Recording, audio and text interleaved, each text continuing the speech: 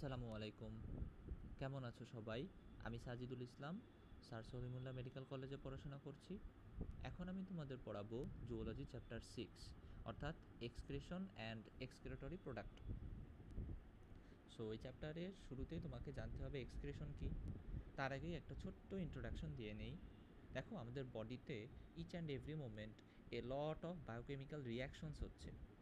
So সেগুলোকে collectively বলা হয় মেটাবলিজম। এবং এই মেটাবলিজমকে আবার দুইটা টাইপে ভাগ করা হয়। সো ফার্স্ট টাইপ কি? অ্যানাবলিজম, এবং সেকেন্ড হচ্ছে ক্যাটাবলিজম। তাহলে অ্যানাবলিজম কি? অ্যানাবলিজম হচ্ছে কনস্ট্রাকটিভ প্রসেস, অর্থাৎ এখানে নতুন কোনো সাবস্ট্যান্স কনস্ট্রাক্ট হয়, তৈরি হয়। আর ক্যাটাবলিজম হচ্ছে ডিস্ট্রাকটিভ প্রসেস বা ব্রেকডাউন প্রসেস, এখানে কোনো সাবস্ট্যান্স ভাঙে। অর্থাৎ অ্যানাবলিজম এবং ক্যাটাবলিজম কিন্তু একে অপরের অপোজিট। সো অ্যানাবলিজমের নামের শেষে তুমি ইনভ্যারিয়েবলি জেনেসিস অথবা সিনথেসিস শব্দটি পাবে। আর ক্যাটাবলিজমের নামের শেষে তুমি লাইসিস শব্দটি অনেক পাবে। তাহলে আমরা কিছু উদাহরণ দেখি।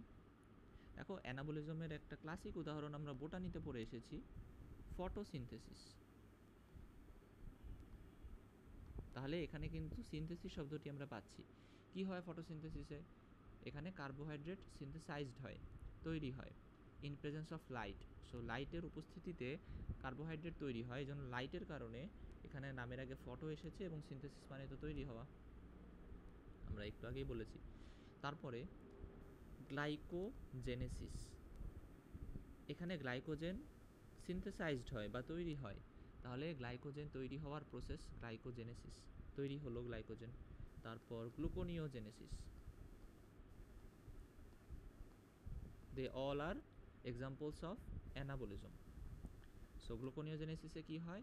এখানে গ্লুকোজ সিনথেসাইজড হয়, তৈরি হয়।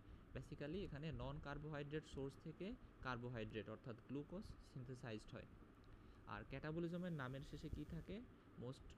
মোস্টলি থাকে হচ্ছে লাইসিস শব্দটি, যেমন গ্লাইকোলাইসিস। তোমরা কিন্তু ক্লাস 10-এ থাকতে পড়েছো যে রেসপাইরেশন দুই প্রকার, অ্যারোবিক, অ্যানারোবিক। এই অ্যারোবিক রেসপাইরেশন 4টা স্টেপে হয়। প্রথম স্টেপ যেটা, সেখানে কি হয়?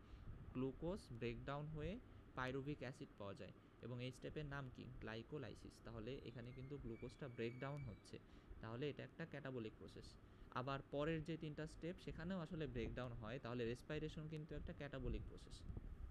তারপরে গ্লাইকোজেন, একটু আগে দেখেছি আমরা গ্লাইকোজেনেসিস, গ্লাইকোজেন তৈরির প্রসেস, এটা একটা অ্যানাবলিক প্রসেস।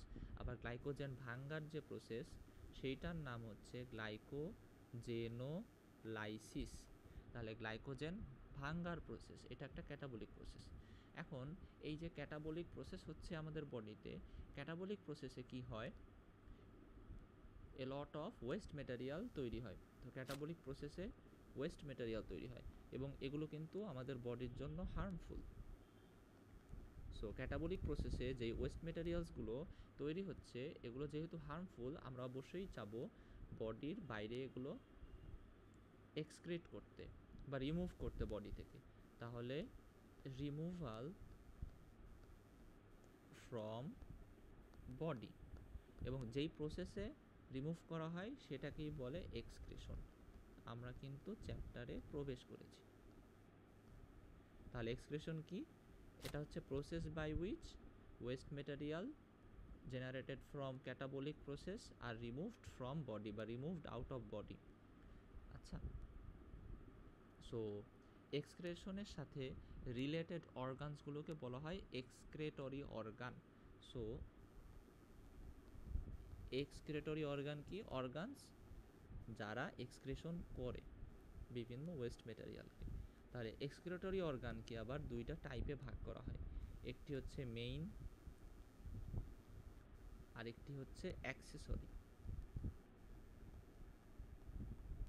তুমি নাম দেখেই বুঝছো, মেইন এক্সক্রিটরি অর্গান হচ্ছে প্রিন্সিপাল বা মেইন সিগনিফিক্যান্ট রোল প্লে করে। Basically 80% of the West material হচ্ছে মেইন এক্সক্রিটরি অর্গানের মাধ্যমে এক্সক্রেশন হয়ে যায়, এবং সেই অর্গানটার নাম কি? কিডনি। এবং অন্যান্য আরও কিছু অর্গানস আছে যারা এক্সক্রেশনে রোল প্লে করে, কিন্তু সেটা হচ্ছে এত বেশি না। সেই সবগুলো অর্গান মিলে collectively 20%, remaining 20% of the waste মেটেরিয়ালকে এক্সক্রেশন করে আউট অফ আওয়ার বডি। সেগুলোর উদাহরণ কি?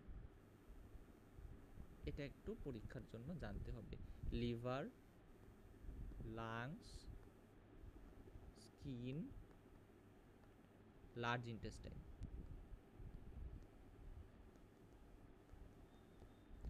তাহলে দেখো এখানে একটু বলে দেই তাহলে কি কি করতে পারে। লিভার হচ্ছে, আমরা জানি যে আমাদের বডিতে 3 প্রকার, মানে আমাদের যে ব্লাডে 3 ধরনের কর্পাসল আছে। তার মধ্যে অন্যতম হচ্ছে রেড ব্লাড সেল বা রেড ব্লাড কর্পাসল। এটার মধ্যে কি থাকে? হিমোগ্লোবিন থাকে। এই হিমোগ্লোবিন ভেঙে পাওয়া যায় হিম্যানগ্লোবিন। এই গ্লোবিনটা হচ্ছে বডির জন্য প্রয়োজন, সো এটা আবার বডির কাজে লাগে, কিন্তু হিম আর দরকার হয় না, হিমটা ভেঙে যায়। হিম ভেঙে কি পাওয়া যায়? হিম ভেঙে পাওয়া যায় বিলিরুবিন অ্যান্ড বিলিভার্ডিন। এই বিলিরুবিন বিলিভার্ডিন দে আর বাইল পিগমেন্ট, তাদেরকে বাইলের মধ্যে পাওয়া যায় বিলিরুবিন বিলিভার্ডিন। পিগমেন্ট কেন? তাদের কালার আছে, বিলিরুবিনের কালার হচ্ছে ইয়েলো এবং বিলিভার্ডিনের কালার গ্রিন। কিন্তু এগুলো আবার বডির জন্য খুব এক্সেস, এগুলো বডির ওয়েস্ট ম্যাটেরিয়াল। তাহলে এইগুলো কিন্তু এই যে হিম ভাঙলো এবং বিলিরুবিন বিলিভার্ডিন এগুলো আলটিমেটলি স্টুল এবং ইউরিনের মাধ্যমে এক্সক্রেশন হয়ে যায়, এবং এই যে এগুলো ব্রেকডাউন প্রসেস এগুলো হয় লিভারে। তাহলে এই যে হিম ভাঙার প্রসেস, ব্রেকডাউনের প্রসেস, এটা লিভারে হচ্ছে। তাহলে লিভার একটা রোল প্লে করলো। কার্বন ডাইঅক্সাইড কিন্তু লাংসের মাধ্যমে এক্সেল হয়, আমরা জানি। তাহলে এই কার্বন ডাইঅক্সাইডের মাধ্যমে কিছু small amount of waste material excretion হয় out of our body. Skin তো আমরা জানি যে আমরা যখন এক্সারসাইজ করি তখন সোয়েটিং হয় বা ঘাম হয়, এই ঘামের মাধ্যমে পানি, তারপরে মিনারেলস এবং স্মল অ্যামাউন্ট অফ ইউরিয়া এক্সক্রেট হয়ে যায়। তাহলে স্কিনও একটা রোল প্লে করে, এবং লার্জ ইন্টেস্টাইনের মাধ্যমে কিছু সল্ট আছে, এগুলো ফিসিস বা স্টুল হিসেবে আউট অফ আওয়ার বডি এটা এক্সক্রিট হয়ে যায়। তাহলে দে আর দ্য এক্সক্রেটরি অর্গান। ওকে, দেন আমরা চলে আসি এক্সক্রেটরি সিস্টেম। তাহলে এক্সক্রেটরি সিস্টেম, তার আগে আমরা বলে নেই সিস্টেম কি। সিস্টেম হচ্ছে যখন কতগুলো অর্গান মিলে একটা সেম কাজ করে তখন তাদেরকে কালেকটিভলি বলা হয় সিস্টেম, তাই না? একটু অর্ডারটা বলেই নেই। সেল হচ্ছে অনেকগুলো মিলে যখন একটা সেম কাজ করে এবং তাদের অরিজিনও সেম হয়, তখন তাদেরকে কালেকটিভলি বলা হয় টিস্যু। দেন অনেকগুলো টিস্যু মিলে তৈরি করে অর্গান, এবং অনেকগুলো অর্গান মিলে তৈরি করে সিস্টেম। তাহলে এক্সক্রেটরি সিস্টেম যখন অনেকগুলো অর্গান যারা এক্সক্রেশনে রোল প্লে করে তাদেরকে একত্রে বলা হয় এক্সক্রেটরি সিস্টেম।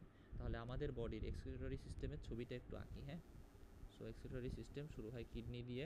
দেখো আমরা বিন সিড, শিমের যে বীজ বা বিনের সিড, এই শেপের একটা অর্গান আঁকলাম, এটার নাম কি আমরা সবাই জানি? কিডনি। কিডনি থেকে টিউব লাইক একটা স্ট্রাকচার বের হয়ে আসলো, এবং সেটা একটা ব্যাগ লাইক স্ট্রাকচারে যায় অ্যাটাচ হলো, সেখান থেকে আরেকটা ছোট্ট টিউব লাইক স্ট্রাকচার বের হয়ে আসলো। আমরা একটা এক্সক্রেটরি সিস্টেম এঁকে ফেলেছি। এই যে এক্সক্রেটরি সিস্টেম, এইটাতে তাহলে কি কি অর্গানস আছে দেখি। প্রথমে যে বিন সিড শেপ অর্গানটা আঁকলাম সেটা কি? কিডনি। এটা কিন্তু আমরা মোটামুটি সবাই জানি। দেন সেখান থেকে টিউব লাইক যে স্ট্রাকচারটা বের হয়ে আসলো এটার নাম ইউরেটার, এবং ইউরেটার অ্যাটাচ হলো কার সাথে? ইউরিনারি ব্ল্যাডারের সাথে, এবং ইউরিনারি ব্ল্যাডার থেকে যে ছোট্ট টিউব লাইক স্ট্রাকচারটা বের হয়ে আসলো এটার নাম urethra. And together this organs form the excretory system. দেখো কিডনি সম্পর্কে ইন ডিটেইলস আমরা জানবো, তাই আমরা একটু পরে জানি। তাহলে এই বাকি তিনটা সম্পর্কে একটু একটু করে জেনে নেই। দেখো ইউরেটারের লেন্থ হচ্ছে 25 সেন্টিমিটার। 25 এবং 45 এই দুইটা মানে আমাদের বডির 25 সেন্টিমিটার এবং 45 সেন্টিমিটারের বেশ কিছু স্ট্রাকচার আছে, সো সেগুলোর নাম একটু জানতে হয়। So 25 centimeter structures of our body কী কী? ইউরেটার, ডিওডেনাম এবং ইসোফেগাস। সো এটাকে আমরা এডু দিয়ে মনে রাখি। সো ই দিয়ে ইসোফেগাস কি? আমরা যখন খাবার খাই একটা টিউব লাইক স্ট্রাকচারের মাধ্যমে খাবারটা কোথায় চলে যায়? স্টমাকে। তাহলে এইটার লেংথ হচ্ছে 25 সেন্টিমিটার। তারপর স্মল ইন্টেস্টাইনের 3টা পার্ট, প্রথম পার্ট বা ফার্স্ট পার্ট সেটা হচ্ছে ডিওডেনাম। বাকি দুইটা নাম পার্টের নাম বলতে পারবে তোমরা? Duodenum, jejunum, ileum. এবং ইউ দিয়ে কি হয়? ইউরেটার। তাহলে ইউরেটারের লেংথ হচ্ছে 25 সেন্টিমিটার। ইউরিনারি ব্লাডার সম্পর্কে জানতে হবে। প্রথমে যেটা সেটা হচ্ছে ইউরিনারি ব্লাডারের যে muscle, smooth muscle of urinary bladder, এইটার একটা স্পেশাল নেম আছে, এটার নেম হচ্ছে ডেট্রোসর। এটা কিন্তু পরীক্ষায় অনেক আসে। নেক্সট, ইউরিনারি ব্লাডারের টোটাল ক্যাপাসিটি হচ্ছে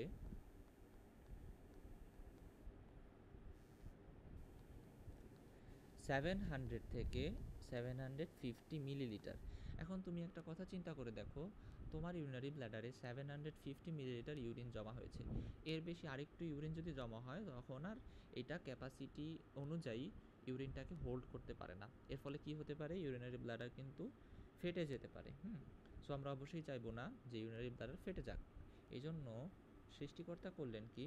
সৃষ্টিকর্তা বললেন, আচ্ছা তাহলে তোমাদের আর্জেন্সি অফ ইউরিনের আর্জেন্সি আসার জন্য এটা থ্রেশহোল্ডটাকে আমরা আরও কমিয়ে দিলাম। তাহলে আর্জেন্সি অফ ইউরিনের জন্য থ্রেশহোল্ড কতটুকু? 280 থেকে 320। অর্থাৎ সহজ করে বললে, যখন ইউরিনারি ব্লাডারে 280 থেকে 320 মিলিলিটার ইউরিন জমা হয় তখন we get the urgency of urine. তখন আমাদের মনে হয় যে হ্যাঁ, উই নিড টু পি, তাই না? We need to urination. আচ্ছা যাই হোক, সো ইউরেথ্রা যেটা, ইউরেথ্রার লেংথ হচ্ছে মেলের ক্ষেত্রে এবং ফিমেলের ক্ষেত্রে ডিফার করে। সো ফিমেলের ক্ষেত্রে এটার লেংথ হচ্ছে কম, 3.5 থেকে 4 সেন্টিমিটার, 3.5 টু 4 সেন্টিমিটার। এবং মেলের ক্ষেত্রে এটার লেংথ হচ্ছে 18 টু 19 সেন্টিমিটার। দেখো ফিমেলের ক্ষেত্রে এটা লেংথ অনেক ছোট না? ছোট হওয়ার ফলে ফিমেলদের একটা রোগ অনেক বেশি হয়। কেন বেশি হয়? এটা লেংথ ছোট, সো ছোট লেংথ দিয়ে ব্যাকটেরিয়া খুব সহজে এন্টার করে ইনফেকশন করতে পারে ইউরিনারি ট্র্যাক্টে, এবং রোগটার নাম ইউটিআই। রোগের সিমটম সাইন্স বললে তোমরা বুঝতে পারবে কি হয়।